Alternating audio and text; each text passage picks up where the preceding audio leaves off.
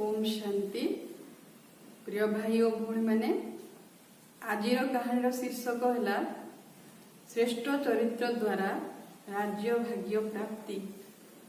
एक गरीब किशोरी झील केमिति सत्यतार शक्ति द्वारा तार भाग्य को निर्माण कर पारिला ये कहानी द्वारा आपण माने जानी पारिबे। तो आपण मान को अनुरोध आरंभ शेष पर्यंत ध्यान दे कहानी को शुणिबे। गोटे राज्य रे जड़े राजा प्रकृति प्रेमी थे। प्रकृति को बहुत से भल पाउथिले। प्रतिदिन बगीचा को जाउथिले, गछर जत्न नेउथिले।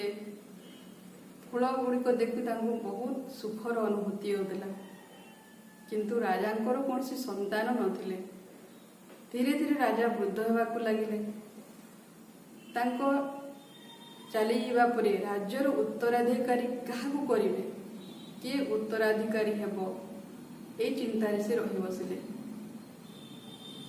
किछि दिन परे से निष्पत्ति नेले जे फूल ही मोर प्रश्नर उत्तर हेबो, अर्थात एहा द्वारा ही मु ए राज्यर प्रतिनिधि को बाछिबी।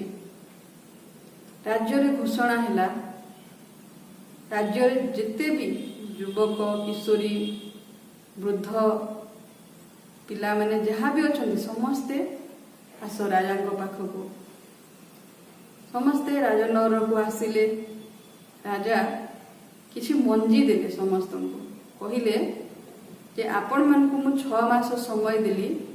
6 मास भितरे जी एई मंजी द्वारा सुंदर फूल रे भरपूर गमला आनी पारिबो से मो राज्यर उत्तराधिकारी हेबो, ए सिंहासन अधिकारी हेबो।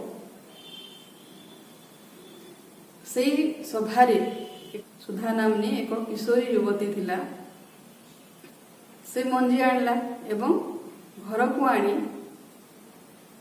से मंजी को बहुत स्नेहरे गोटे गामला रे माटी भरला, खत देला, मंजी को पोतिला, प्रतिदिन पानी देला।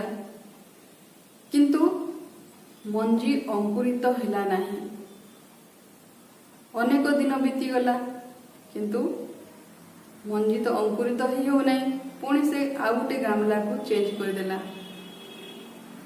हेले सेई गामला रे भी मंजी अंकुरित हैला नहीं। सुधा को बहुत दुख लागिला।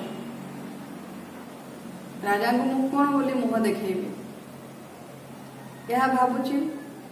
पुणी आउ गोटे गामला रे माटी भर्ती कला, खत देला, पुणी मंजी को सेठी नहीं पोतिला। हेले सेठू कौन सी प्रकार मंजी अंकुरित हैला नहीं कि फूल भी फुटिला नहीं। 6 मास बीती गला। 6 मास परे राजनगर को समस्त प्रजा माने जो माने जाइथिले मंजी आनिथिले बहुत सुंदर सुंदर गामला रे फूल रे भरपूर राजा पाखकू धाड़ी लंबी नहीं कर जाउछंती। सुधा खाली गामला नहीं जाउछी। कहीं तार इच्छा थी कि राजा पाखक जीव देखेब, राज दरबार को भी देखिब। राज महल भी से केबे देखिनी। महल भीतर को प्रवेश करिवार ताकू सुविधा हेबो, सुजोग मिलिबो। या भाबी से खाली गामला को धरिकरी गला। तो देखिला समस्ते बहुत सुंदर सुंदर फूल आनिचंती। गामला बहुत सुंदर देखा जाउची। सुधा राजरे पछरे छिड़ा हैला। राजा ठीक समय आसिले। समस्त को धीरे धीरे निरीक्षण करी आछंती, देखुचंती।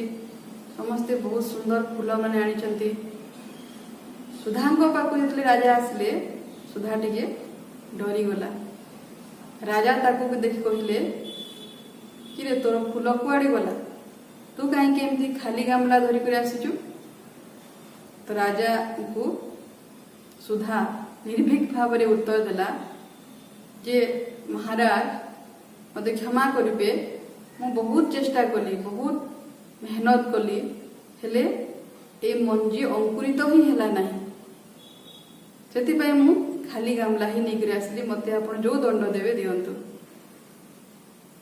राजा संगे संगे सुधार हाथ को धरी राज सिंहासन पाखक नहीं गले एवं समग्र सभारे घोषित कले जे राजा परे सिंहासन अधिकारी यही युवती ही हेब।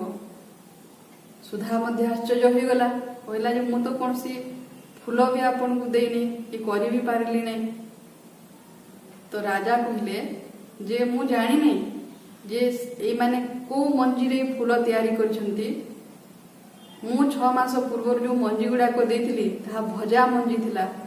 ମୁଁ ପରୀକ୍ଷା କରିବାକୁ ଚାହୁଁଥିଲି ଯେ ସତ୍ୟତାର ଶକ୍ତି ଏମାନଙ୍କ ଭିତରେ କେତେ ଅଛି ଏବଂ ସେ ସତ୍ୟତା, ନିର୍ଭୀକତା, ସାହସିକତା ତୁମ ଭିତରେ ଅଛି।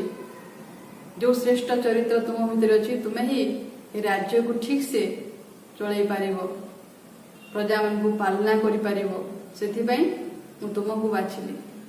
ଏଇ କାହାଣୀରୁ ଆମେ ଜାଣିଲା ଯେ ଯଦି ଆମ ଭିତରେ ଶ୍ରେଷ୍ଠ ଚରିତ୍ର ଅଛି, ଅର୍ଥାତ୍ ଦୈବୀ ଗୁଣ ଅଛି, ଏଇ ଗୁଣ ଗୁଡ଼ିକୁ ଧାରଣ କରିବାରେ ହୋଇଥାଇପାରେ ବାଧାବିଘ୍ନ ଆସିବ, ଅନେକ ସମସ୍ୟା ଆସିବ, କିନ୍ତୁ ଏହାର ଫଳ ହେଉଛି ସୁଖଦାୟୀ।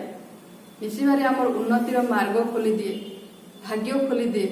ସେଥିପାଇଁ ଆମେ ଜୀବନରେ ଶ୍ରେଷ୍ଠ ଚରିତ୍ରବାନ ହେବା କଥା ଏବଂ ଏସବୁ ଭଲ ଗୁଣକୁ ଧାରଣ କରିବା କଥା। ଓମ୍ ଶାନ୍ତି। ଆସନ୍ତାକାଲି ଆମେ ଆଉ ଏକ କାହାଣୀ ନେଇ ଆପଣଙ୍କ ପାଖରେ ଉପସ୍ଥିତ ହେବୁ। ଓମ୍ ଶାନ୍ତି।